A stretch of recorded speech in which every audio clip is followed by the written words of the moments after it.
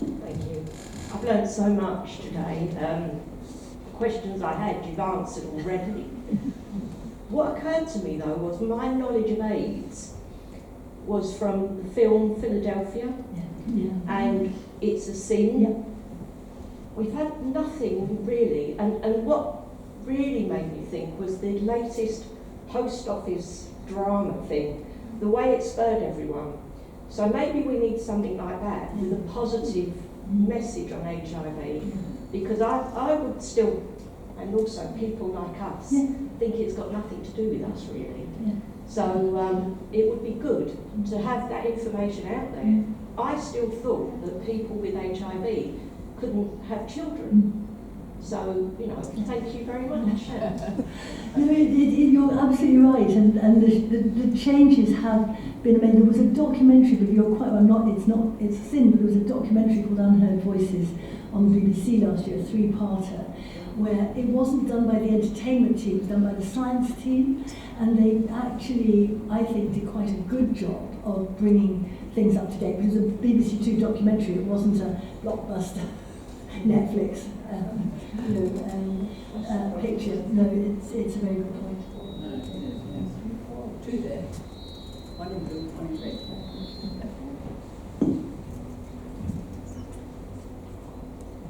Hello, I speak here from total ignorance. Why can't we produce a vaccine? Vaccines are sort of non-judgmental, we all have them, they're very everyday, so that would take the smear, the things you've talked about. But I guess it's a technical answer. It's the most fascinating virus. In terms of sort of an adversary, it's a shapeshifter. It's a really complicated thing to make a vaccine for. There have been a number of attempts, and they have been partially successful, but there's nothing yet that has worked well enough to roll out. HIV changes all the time. It's mutating gently, so there are thousands of very subtle differences in it, and to get something that hits that is really difficult. I think that the COVID vaccine push was based on a lot of the early HIV vaccine attempts, and it may well have taken the whole field forward. So we may see some more developments because we've had such a surge in vaccine interest in general. But it's been a really, really tricky foe to get a vaccine to work for.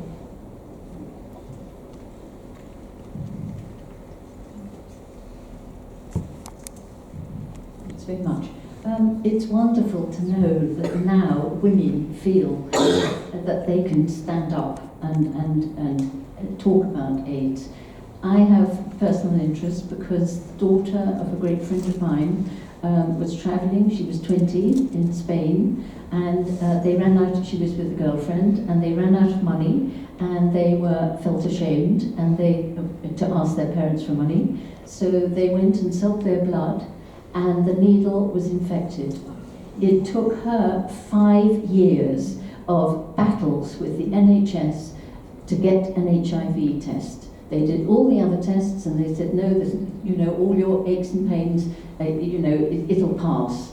And then in 1990, she was diagnosed, and she lived for the next 5 years. She died at the age of 30, and she devoted her life to going around schools, talking at international conferences, and saying, this is not a gay plague. We all knew it as a gay plague in the early days, but she said it actually affects women as well. And her name's Michelle Bird, and she's on the web, and she was just absolutely remarkable. She wrote poems, and I've got one, which I won't read out, but in a book, and she wrote about the horrors of AZT, which you mentioned. It was horrific. Thank you. No, so, and I haven't, in the time I haven't given you all the numbers and data, but 52% of people in the world living with HIV are women. Women are more vulnerable, they have less control over their sex lives, they have less control over all sorts of things that will put them at risk, and we know that women's vulnerability is very high. You're absolutely right, it's changing, but we have seen women coming to care much later than men because, and they may be on their third volume of notes because they've had every other test. But as we move to much wider universal testing, some of those barriers hopefully will begin to dissolve. The other thing that happened was once we fully understood the risks of vertical transmission, all pregnant women were offered HIV tests from 1990. And that 1999, and that changed the dynamic hugely because women of childbearing age often did get their diagnosis. But if you're the woman and you're going home and you're the first person in the family to be diagnosed, you face all sorts of very difficult times. So women have ploughed a really, really important furrow. It's been incredibly hard for women. Their needs have been, I think, underestimated. And given that 52% of people who are with HIV in the world are women, that needs to shift.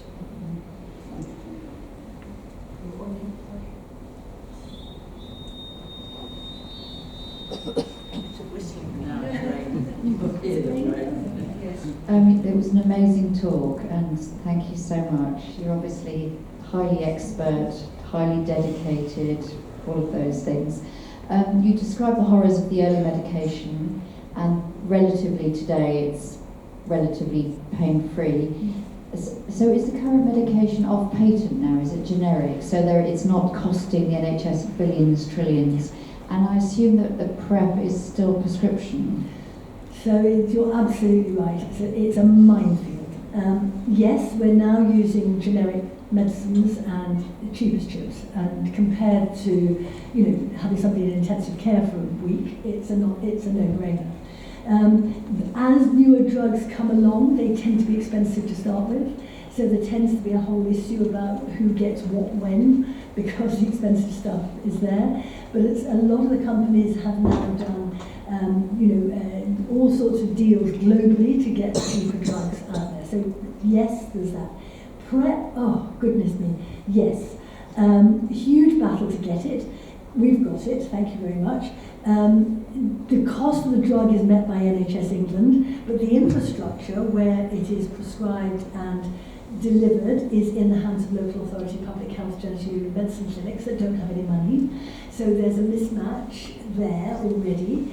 And what we're trying to do is ensure that GPs, and there's no reason, you can go into a chemist and get the morning after pill. Why can't you go to a chemist and get PrEP? Why can't your GP just give it to you?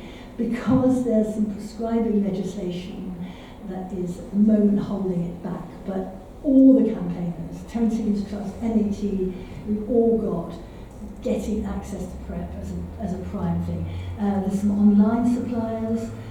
There's a group called Prepster, and there's the Love Tank, who make it their business to put PrEP into the hands of everybody that needs it.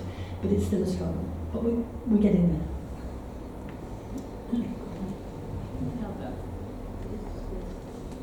Behind this side more.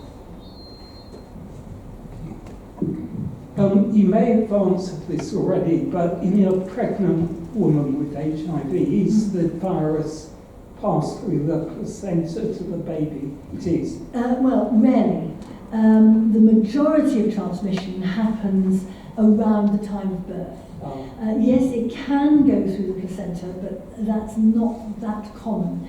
It's much more common if as the baby comes out through the birth canal, and particularly with breastfeeding. So if a woman is unaware of her HIV status, then interventions can't work. But as soon as you get the viral load down, a woman whose viral load is undetectable is almost unable to pass HIV on. And now actually women are beginning to breastfeed if their viral load is undetectable, breastfeeding, and a lot of the things have shifted. U equals U is basic and fundamental. Thank you. Here, at the front.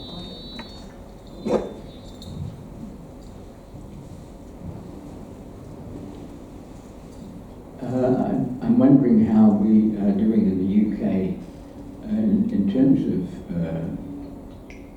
knowledge and tests compared with the United States. one of the problems in the United States is that your health is dependent on having a pretty clean bill of health from the insurance companies. And so a lot of the testing is done on patients called John Doe.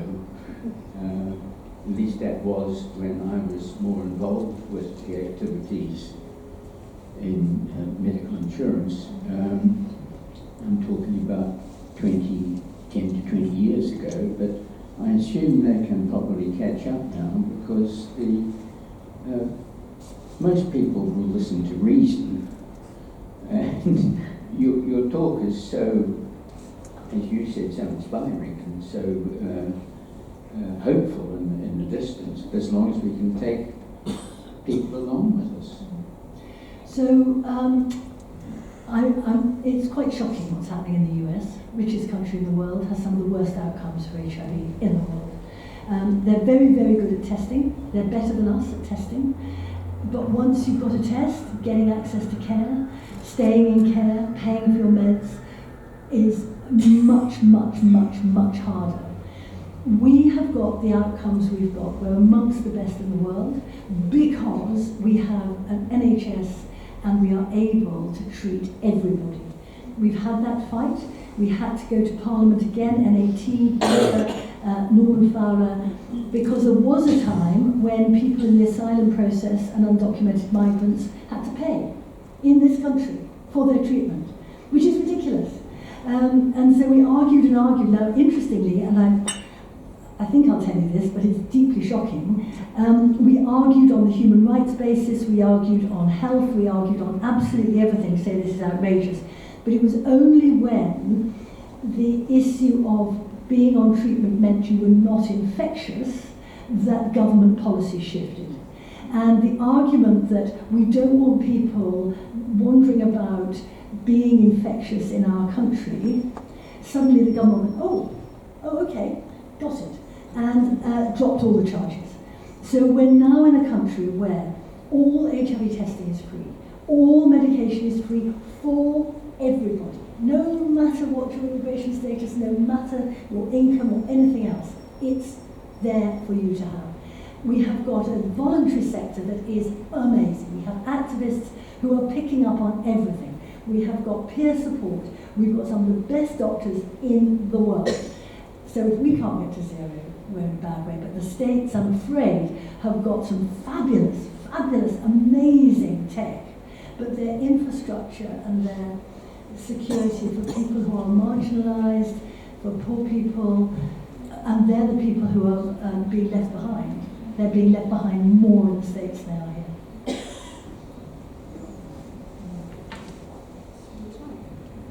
Any other issue? My question is, are all immigrants that we can trace who are coming into the country actually being tested on arrival? So there's a whole variety of testing processes and health checks for people coming through the system. Yes, HIV testing is part of that. One of the things that I think is of great concern is that we know that people are actually acquiring HIV once they have arrived here. And whether our prevention for people who have an HIV test at the point of arrival and are negative, are they accessing all the prevention things they need? Because they may be moving into a community in this country that's got quite a high rate, but not getting the information. So yes, HIV testing is part of a routine health check for new arrivals. How they then get properly looked after is more difficult. And people who are in immigration detention centres, we've had to fight very, very hard to get high quality HIV care there, and it's erratic. Presumably testing has to be done again and again and again and again. Well, it depends what risk people are, what people are doing. But if you're in a single relationship, then I think there are definitely indications for repeat testing, partner change, If you think that you may be with somebody who's not as trustworthy as all that, there's a variety of indicators that might make you want to take a test more regularly, but even just having one is a huge start. It's a huge start. And thank you so much for your talk, for answering questions.